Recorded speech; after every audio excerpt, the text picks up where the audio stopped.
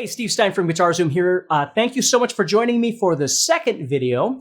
Now, in the first video, what we did was we started learning about this technique I call meandering. And if you haven't seen that video, I would strongly recommend that you watch that first, okay? And I'm doing these videos. I've got 3 more videos, this one and 2 more. We're going to keep talking about some things to try and help you get started on either soloing, understanding the fundamentals of soloing, or bettering what you might already have. And so that meandering technique, I think, is really, really important. And now we're here. So there's going to be a link somewhere near this video that you can click on. You can learn more about the guitar course, Guitar Solos Made Easy 2.0. It's a new guitar course that I've got. And it's just, I promise you, it would help you enormously in learning how to make your solos feel and sound more organic and, you know, authentic, which is really kind of the point. For me, it isn't about whether it's fast or slow or pentatonic or diatonic. It's about meeting you where you are and trying to make what you're doing sound better and feel better to you, which makes you want to play more and hopefully inspire other people as well. So in this video, what we're going to do is we're going to start learning how to take the meandering that we were doing in the first video, and we're going to start creating some phrases out of that in this video. So again, none of this stuff can be rushed. It all takes time. But what I'm going to do is take this metronome that I've got again. I'm going to set it to 100, so it's not way too fast. And again, please watch the other video if you haven't done so this all makes sense. So I'm going to set the metronome at 100, and what I'm going to do is I'm going to be meandering, but this time what I'm going to do is I'm going to intentionally stop in different places. Where before we learned about meandering and before we started practicing meandering, we stopped because our brain would shut down, right? So our fingers would stop moving. Now what we're going to do is we're going to do it voluntarily. We want to do it in different places to create different phrases. And think of phrases as almost like sentences. If you were trying to talk to somebody or you were doing some speaking, public speaking, you need to learn to be dynamic in the way that you talk. It keeps people engaged. So the sentences shouldn't all be exactly this, right? Bueller, right? They shouldn't all be exactly the same length. So with phrasing, what we're going to do is we're going to start trying to create some longer phrases and some shorter phrases, and we're actually going to stop playing, which gives a listener the end of the sentence, okay? Because as guitar players, oftentimes we do this. And we stop on notes. It gives us a chance to think a little bit, but the listener hasn't heard any pause. If we actually learn how to stop,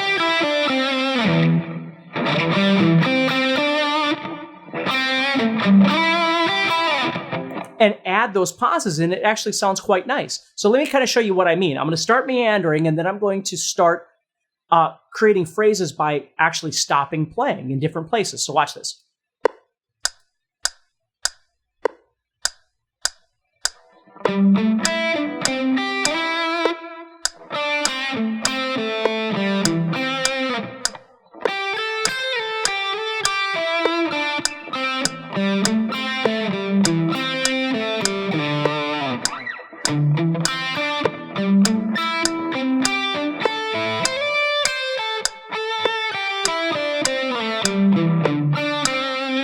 Okay? So as you can tell, it's beginning to sound a little bit more like music because I'm adding in some rhythm, right? That's really what's happening is I'm taking this series of eighth notes. Ba-da-da-da, bump, ba-da-da, ba-da-da, bump, bump, ba-da-da-da. And I can start adding in little pauses or stops, physically stop the strings from vibrating, and all of a sudden everything starts sounding a little bit more real. Where when we were just meandering the whole time, of course, it was overkill. But the point was, it was teaching us how to move.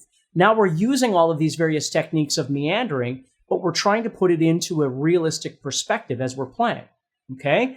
So if we were doing this over a jam track, which if I try and load a jam track now, it's just going to make a mess, but you can certainly try this over a jam track. But what I would do is if you go out on YouTube or whatever and you're looking for backing tracks, try and find something that's in the key that you're trying to practice in, and find something at the tempo that you're trying to meander in. Don't find something at 140 beats a minute when you're meandering at 100, right? Because that's not going to serve any good purpose.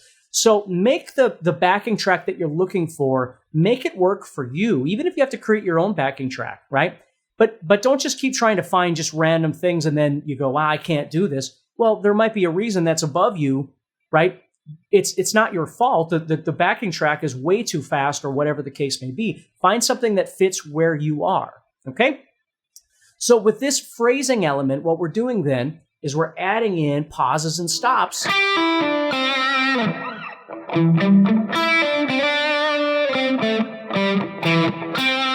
And it's kind of cool, right? So that's the next step in this, is to try and start learning how to create these phrases. Use the meandering technique just like you were before, but start putting in pauses and try and make those pauses different sizes, or stops, if you will. Pause means the note keeps ringing out. Stop means you physically stop the strings from vibrating. And try and be aware of making longer phrases and shorter phrases. Very short, longer, right? Medium size, whatever it is that works for you. But explore that a little bit. And then what we're going to do in the third video, okay, is we're going to start talking about some effects that I think are really, really important for you to do, and not effects from an amplifier or an effect pedal, but effects that you do on the guitar itself. So that's going to be the third video. So do me a favor. Take a look, click on the link wherever it is near this video. Click on that. Check out Guitar Solos Made Easy, where we're going to be talking about all of this stuff in a far deeper fashion, obviously, and see if it's something that might work for you. So take care, stay positive, and I'll see you in the third video.